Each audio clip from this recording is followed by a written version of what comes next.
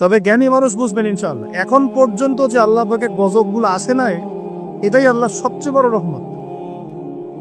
আসার যে পাপগুলো আছে, এই কোনো পাপ করতে আমরা এখন বাদ দিচ্ছি না। আশা গজবকে ডেকে নিয়ে আসার যে পাপগুলো আছে, এই পাপের কোনোটা করতে ঢাকা শহরের অধিবাসীরা এখন বাদ দিচ্ছে না। আমি কোরআন এবং হাদিস লাস্ট 1 মাস থেকে এই গজব সংক্রান্ত বিষয়গুলো ঘাটাঘাটি করছিলাম। যখন থেকে যে ভূমিকম্প, টার্কি সিরিয়ার ঘটনাগুলা, ইউক্রেন রাশিয়ার বা ন্যাটো রাশিয়ার যে কনফ্লিক্ট, মহামারী, তা করোনা, কোভিড, বৈশ্বিক অর্থনৈতিক মন্দা, এই যে সমকালীন ইস্যুসগুলো চলছে, এগুলোর সাথে যখন নাসিরুজ্জামানের হাদিসগুলোকে স্টাডি করছিলাম, তখন বুঝতে পারলাম যে স্পেশাল যে 10টা 15টা বা 20টা পাম্প আছে, সর্বোচ্চ 20টা হবে, মেজর 10টা, এই 10-15টা 20টা পাপ যখন সারা বিশ্বে ছড়িয়ে পড়ে, তখন বিশ্বের অবস্থা এমন হবে যেমনটা এখন হয়েছে। কোরআন এবং সুন্নাহ A to Z ঘেটে ফেললে আপনি এগুলোই পাবেন। কিন্তু আমি আপনাদের স্টাডি করার সাথে সহজ করে দিচ্ছি, চেষ্টা করছি, কারণ স্টাডি কোনো শেষ নাই। আমি যতটুকু বলবো এখান থেকে আপনি আবার স্টার্ট করতে পারবেন। একটা আমি আপনাকে বেস দিচ্ছি, এর উপর দাঁড়িয়ে আপনি আরো স্টাডি করতে পারবেন। আমার জ্ঞান তো চূড়ান্ত নয়, জ্ঞানের কোনো শেষ আছে?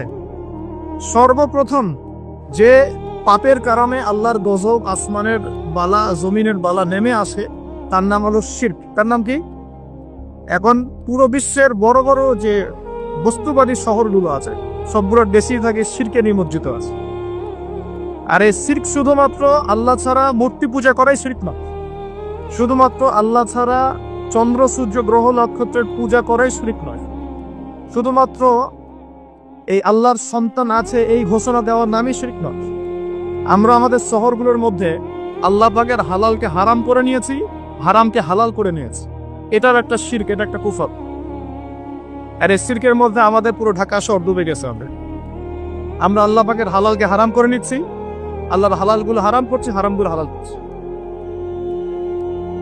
আরো আছে, আমরা মনে করি যে অমুসলিমরাই মনে হয় শিরক করে, অথচ এখন মুসলিমদের মধ্যে বহু মানুষ কবর পূজা করছে, কবরে গিয়ে সেজদা করে। ওর ধারণা, তার ধারণা কবরে শায়িত মানুষ তাকে ভালো মন্দ দিতে পারে।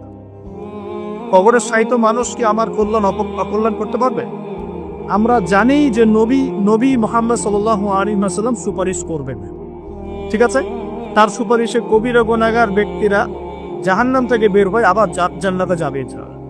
আমরা জানি আল কোরআন সুপারিশ করবে, আমরা জানি যে রোজা, সওম সুপারিশ করবে, আমরা জানি দান সদকা কিয়ামতের মাঠে বান্দাকে ছায়া দিবে। কোরআনে সূরা আলে ইমরান, সূরা বাকারা, সামিয়ানার মতো বান্দাকে ছায়া দিবে। আমরা জানি আলেম ওলামা সুপারিশ করবে, হাফেজে কোরআন সুপারিশ করবে, আমরা জানি শহীদগণ সুপারিশ করবে। সুপারিশ এক জিনিস, কিন্তু মৃত মানুষ কি আমাকে কল্যাণ অকল্যাণ দিতে পারে? তো মুসলিমদের মধ্যে বহু মানুষ এখন কবর পূজা করছে না। এই শিরকটা কি ঢাকার মতো বড় বড় শহরগুলোতে নাই, বাংলাদেশে নাই?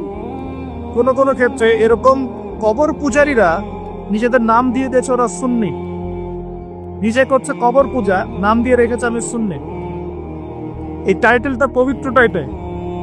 সুন্নি মানে কি? যে সুন্নতের অনুসরণ করে। সুন্নি মানে কি? যে নবীর সুন্নতের অনুসরণ করে। একটা দলিল দেখেন তো, নবী সাল্লাল্লাহু আলাইহি ওয়াসাল্লাম কারো কবরে সেজদা দিয়েছেন? সাহাবীগণ কারো কবরে সেজদা দিয়েছে? সাহাবীগণ কোন মৃত মানুষের কাছে দোয়া করেছে? তাহলে এই কাজগুলো কি শিরক হচ্ছে না? এই জিনিসগুলো চলছে, এগুলো আল্লাহর গজব নামিয়ে নিয়ে আসে। আরো আছে, আমরা শিরক মানে শুধু এটাই মনে করি যে আল্লাহর জন্য নামাজ পড়তে হবে, অন্য কারোর জন্য পড়া যাবে না, আল্লাহর জন্য কোরবানি করব, অন্য কারোর জন্য করা যাবে না। কিন্তু আমরা এখন কি করছি জানেন? আমরা রাজনীতি, অর্থনীতি, এমনকি শিক্ষানীতির মধ্যেও শিরকি আকীদা ঢুকিয়ে দিয়েছি। যেমন রাজনীতির মধ্যে ঢুকিয়েছি সমস্ত ক্ষমতার উৎসকে জনগণ, এটা আমাদের একটা পলিটিক্যাল কনসেপ্ট, তাই না? আল্লাহ পাক বলছেন তাবারাকাল্লাযী বিয়াদিহিল মুলক, তাবারাকাল্লাযী বিয়াদিহিল মুলক, সূরা মুলকের 1 নম্বর আয়াত। এবং এই সূরা মুলক আল্লাহ পাক আপনাকে রাতের বেলা পড়তে বলেছেন। রাতের বেলা পড়লে আপনি কবরের আযাব থেকে বেঁচে থাকবেন ইনশাআল্লাহ। কেন বেঁচে থাকবেন? কারণ এখানে আল্লাহ পাকের একনিষ্ঠ তাওহীদের বর্ণনা দেয়া আছে, যা আপনাকে কবরের আযাব থেকে কে বাঁচাবে? আল্লাহ, তাওহীদ, আল্লাহ বাঁচাবেন ইনশাআল্লাহ। এর প্রথমেই আল্লাহ বলছেন তাবারাকাল্লাযী, বরকতময় সে আল্লাহ, বিয়াদিহিল মুলক, যার হাতে হচ্ছে সমস্ত কর্তৃত্ব ক্ষমতা। ক্ষমতার মালিক কে? আল্লাহ পাক সূরা আলী ইমরানে বলছেন, কুলিল্লাহুম্মা মালিকাল মুলক, হে আল্লাহ বলো, আল্লাহ হে আল্লাহ তুমি হচ্ছ রাজত্বের মালিক। রাজত্বের মালিক কে? তুকতিল মুলকা মান তাশা, তিনি যাকে ইচ্ছা রাজত্ব দেন। ওয়া তানজিউল মুলকা মিম্মান তাশা, যার থেকে ইচ্ছা রাজত্ব কেড়ে নেন। তাহলে এর মালিক কে? ফেরাউনকে কে রাজত্ব দিয়েছিল আর তাকে কে ডুবিয়ে দিয়েছে? তাহলে দেয়ার মালিক কে? ডুবিয়ে দেওয়ারও মালিক কে? আবার দাউদ আলাইহিস সালামকে কে দায়িত্ব দিয়েছিল? সুলাইমান আলাইহিস সালামকে কে এই বিশ্বের শাসক বানিয়েছে? ইউসুফ আলাইহিস সালামকে জেলখানা থেকে বের করে মিশরের শাসক কে বানিয়েছে? মুহাম্মদ সাল্লাল্লাহু আলাইহি ওয়াসাল্লামকে মক্কা থেকে শূন্য হাতে মদিনায় নিয়ে গিয়ে মদিনার শাসক কে বানিয়েছে? এটা দেয়ার মালিক কে? আল্লাহর মনোনীত বান্দাগণ যখন দায়িত্ব পেয়েছেন, তারা কি আল্লাহর বিধান বাদ দিয়ে অন্যের বিধান দিয়ে দাসত্ব করেছে? তাহলে আমরা তো খলিফা শব্দই বুঝি না। আমরা এই পৃথিবীতে কার খলিফা? আমরা এই দুনিয়ায় কার খলিফা? খলিফার দায়িত্ব কি? আল্লাহ পাক সূরা সদের মধ্যে বলছেন, ইয়া দাউদ, হে দাউদ, ইন্না জাআলনাকা খলিফাতান ফিল আরদ, হে দাউদ আমি তোমাকে পৃথিবীতে আমার খলিফা করেছি। কি করেছি? কে করেছেন? তোমার দায়িত্ব হচ্ছে ফাহকুম বাইনান নাসি বিল হক, মানুষের মাঝে হকের মানদণ্ডে বিচার ফয়সালা করো। মানুষের মাঝে হকের মানদণ্ডে বিচার ফয়সালা করো। এখন হক, সত্য, সত্য মিথ্যা, ন্যায় অন্যায় চূড়ান্ত মানদণ্ড কি? আমার নিজের মন গড়া যুক্তি, বিজ্ঞান, দর্শন, নাকি আল্লাহ পাকের ওহী? কোনটা? এখন আল্লাহ পাকের ওহী দিয়ে বিশ্বের কতগুলো রাষ্ট্র পরিচালিত হচ্ছে হিসাব করে দেখেন। তার এটা বৈশ্বিক শিরক চলছে না? সারা বিশ্বে এখন বৈশ্বিক শিরক চলছে। যখন এই শিরকগুলো বেশি বেড়ে যাবে, যেটা বেড়ে গেছে, তখন আল্লাহ রাব্বুল আলামিন আসমানের গজব নামাবেন, জমিনের গজব নামাবেন। যখন নূহ আলাইহিস সালামের কওম শিরক করা শুরু করেছিল, আল্লাহ পাক প্লাবন দিয়ে ধ্বংস করে দিয়েছিলেন। আস্তে আস্তে সেদিকেই বিশ্ব যাচ্ছে। আল্লাহ পাক এই বিশ্ববাসীর মধ্যে একটা বড় অংশকে অচিরে ধ্বংস করে দিবেন। লেখা হয়ে গেছে এগুলো। আরো সামনে যান। আমরা অর্থনীতির মধ্যেও শিরক করছি। কেমন শিরক করছি? আল্লাহ পাক হালাল অর্থনীতি দিয়েছেন, ইসলামিক অর্থনীতি। এখানে হালাল করেছেন ব্যবসা, এখানে হালাল করেছেন যাকাত, সাদাকা, সাদাকাতুল ফিতর, কৃষিভিত্তিক অর্থনীতি, এক্সপোর্ট ইম্পোর্ট, মানে সুদ রিবা বাদ দিয়ে যা কিছু আছে সব বৈধ। রিবা, ঘুষ, দুর্নীতি, প্রতারণা বাদ দিয়ে যা কিছু আছে সবই বৈধ। আল্লাহ পাক বৈধ করেছেন। পুরো বিশ্বের ব্যাংকিং সিস্টেম চলছে সুদের মধ্য দিয়ে। পুরো বিশ্বে শুধু একটা কান্ট্রিকে মার্ক করা যাবে না, একটা কান্ট্রিকে দোষ দেওয়া যাবে না। পুরো বিশ্বের অর্থনৈতিক মোড়ল যারা আছে, এরা সারা বিশ্বকে সুদ ভিত্তিক অর্থনীতির শিকল দিয়ে বেঁধে ফেলেছে। এখান থেকে কেউ বের হতে পারছে না। এখন তো সারা বিশ্বে আল্লাহর দেওয়া অর্থনীতি বাদ দিয়ে মানুষের অর্থনীতি চলছে না। এটা শিরক না কুফর? নাকি তাওহীদ সুন্নাত? কোনটা? এটা শিরক কুফর না?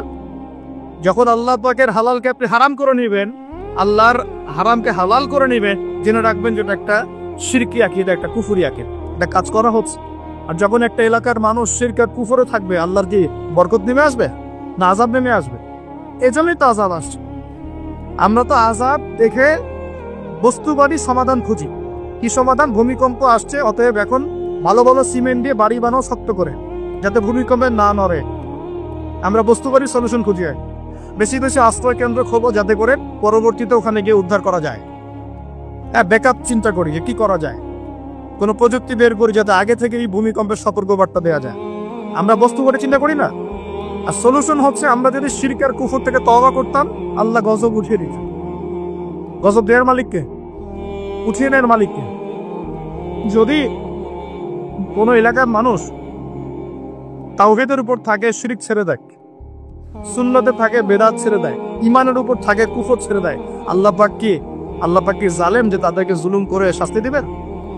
বরং আল্লাহ পাক শাস্তি আরো উঠিয়ে নিবে, বরকত নাজিল করবে, রহমত নাজিল করবে। সূরা আরাফে আল্লাহ বলেছেন, যদি জনপদের অধিবাসীরা ঈমান নিয়ে আসতো, আমি অবশ্যই তাদের উপরে বরকতের দরজাগুলো খুলে দিতাম। আলহামদুলিল্লাহ, আসমান জমিনের বরকতের দরজা সব খুলে দিতাম। কিন্তু জনপদের অধিবাসী তো ঈমান আনবে না, কারণ মনে করছে যে আমরাই সব। মানুষ এখন এই পৃথিবীর বেশিরভাগ মানুষ মনে করে যে মানুষই সবকিছু, মানুষই সবকিছু, মানে এই সভ্যতার কারিগর হচ্ছে মানুষ। মানুষ এমন মনে করে। অথচ সভ্যতা শুরু হয়েছে নবীদের হাতে, সভ্যতা শেষও হবে নবীদের হাতে। সভ্যতা শুরু হয়েছে কোন নবীর হাতে?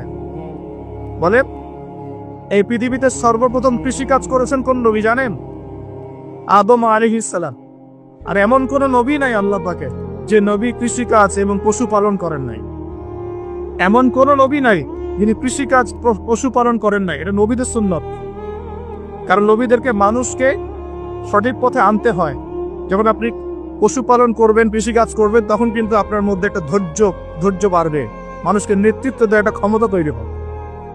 তো মুসা আলাইহিস সালামকে আল্লাহ পাক 10 বছর ওই কৃষিকাজ করিয়েছেন, ফার্মে কাজ করিয়েছেন। শুআয়ব আলাইহিস সালামের ফার্মে তিনি 10 বছর কাজ করেছেন। কারণ বনু ইসরায়েলের মধ্যে একটা ছিন্ন ভিন্ন জাতিকে তাকে নেতৃত্ব দিতে হতো। আল্লাহ পাক আগে তাকে তৈরি করেছেন। আল্লাহ বলেছেন ওয়াসতানা'তু লিনাফসি, আমি নিজের জন্য তোমাকে তৈরি করেছি আগে। তো এই যে কৃষিকাজকে খারাপ মনে করবেন না। এগুলো যারা করেন মনোকষ্ট ভুগবেন না যে আপনি দরিদ্র, আপনার মান সম্মান কম, এমন নয়। আপনি বরং সম্মানিত মানুষ, কারণ আপনি নবীদের সুন্নতের পেশায় আছেন মাশাআল্লাহ। তো যেটা বলছিলাম, যখন শিরক আর কুফর বাড়তে থাকে একটা জনপদের মধ্যে, তখন আল্লাহর আযাব গজব নামতে থাকে। এই সমস্যাগুলো আমাদের শহরে নাই? শিরক আর কুফরে ভর্তি হচ্ছে না দিন দিন? আমাদের শহরে এবার পত্রিকা খুললেই দেখা যায় রাশিফল। কি রাশিফল? তুমি সিংহ রাশি, তোমার দিনটা কেমন যাবে। তুমি কন্যা রাশি, তোমার দিনটা কেমন যাবে। আর প্রায় মিডিয়া এগুলো প্রচার করে না? এসব মুশরিক মিডিয়া, এগুলো সবই মুশরিক। কিরকম করে বুঝলাম মুশরিক? একটা ভূমিকম্প যদি হয়, বলবে না যে আল্লাহর কাছে মানুষ কত অসহায়, এরকম শিরোনাম দিয়ে সংবাদ করবে না। কি করবে? প্রকৃতির কাছে মানুষ কতই না অসহায়। আল্লাহ বললে মৌলবাদী হয়ে যাবে।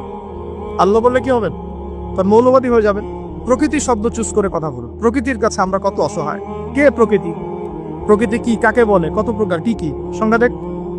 প্রকৃতি কে? প্রকৃতিকে সৃষ্টি করলো, এটা কত প্রকার, কি কি, কে কে তাকে নিয়ন্ত্রণ করে, এগুলো বলবে না? মানুষের ব্রেন ওয়াশ করে ফেলা উচিত। এ রাশিফল সবার মাথায় ঢুকিয়ে দেওয়া হচ্ছে। রাশিফল আজকের দিনটা কেমন যাবে, আজকের দিন কেমন যাবে বেটা তুমি জানো? কালকের দিন তোমার কেমন যাবে তুমি জানো? মানুষের জ্ঞান তো এতই ক্ষুদ্র যে মানুষ এটাই জানে না আগামীকাল তার সাথে কি হবে। আপনার নিজের সাথে আগামীকাল কি হবে আপনি তাই জানেন না। কে গ্যারান্টি দিতে পারবে সে তার সাথে আগামীকাল কি হবে? যে মানুষ এটাই জানে না যে তার সামনে আগামীকাল কি হবে, সেই মহাবিশ্বের রব আল্লাহর জ্ঞানকে পরিব্যক্ত করতে পারবে নাকি? আল্লাহ পাকের জ্ঞানের সামনে তার জ্ঞান নিতান্তই ক্ষুদ্র। আর আমরা এখন আমাদের এই ক্ষুদ্র জ্ঞান নিয়ে মহাবিশ্বের স্রষ্টা আল্লাহর জ্ঞানকে পেনিট্রেট করতে যাচ্ছি। আল্লাহর বিধানকে চ্যালেঞ্জ করছি, আল্লাহর বিধান কোরআন সুন্নাহর বিরুদ্ধে চ্যালেঞ্জ করছি, বিভিন্ন কলাম লিখছি, বই লিখছি, বক্তব্য দিচ্ছি না? তাহলে আমরা কি আল্লাহ পাকের সাথে আল্লাহ দ্রোহিতা করছি না? এমনি আল্লাহ রহমত নেমে আসবে না আযাব আসবে? ভালো করে মাথায় বোঝেন লেকচারগুলো, তারপরে আসেন। এই রাশিফল কি শিরক না কুফর না ঈমান, কোনটা? এটা শিরক না? ঢাকা শহরের অলি গলিতে এখন দেখা যায় আংটি বিক্রেতা বিভিন্ন আংটি বিক্রি করছে এবং তাকে রোগ ভালো হওয়ার গ্যারান্টি প্রদান করছে। এভাবে রোগ ভালো হয়? আংটি পরেছেন, যদি ওর উপর বিশ্বাস স্থাপন হয় যে এই আমার রোগ ভালো করবে, তাহলে শিরক হবে না ঈমান থাকবে না চলে যাবে? কি হবে? কল্যাণ অকল্যাণের মালিককে, রোগ দেওয়া ভালো করার মালিককে। এখন বলতে পারেন তাহলে কি চিকিৎসা করব না? অবশ্যই চিকিৎসা করবেন। কেন চিকিৎসা করবেন? কারণ আমাদের নবীজি বলেছেন আল্লাহ এমন কোনো রোগ নাজিল করেন নাই যার শেফাও নাজিল করেন। আল্লাহ পাক এমন কোনো রোগ নাজিল করেন নাই যার চিকিৎসা আল্লাহ নাজিল করেন নাই। মানে প্রতিটা রোগেরই চিকিৎসা আছে, হবে চিকিৎসা করবেন। কিন্তু একটা জড় বস্তু আপনার রোগ ভালো করতে পারবে? কেউ তো টিয়া পাখি নিয়ে রাস্তায় ঘাটে বসে আছে ঢাকা শহরে, এগুলো চলতে ফিরতে দেখতে পারবে না। একটু ফিলোসফার হন, চোখ দিয়ে দেখেন। ফিলোসফি খারাপ জিনিস না। ফিলোসফি মানে দর্শন, আপনাকে ভেতর থেকে দেখতে শেখান। আর ভেতর থেকে দেখতে না পারলে বাহ্যিক চোখ দিয়ে দেখলে সবকিছু বুঝতে পারবেন না। আল্লাহ পাক আমাদের সবার হৃদয় চোখটা খুলে দিন বলি আমিন।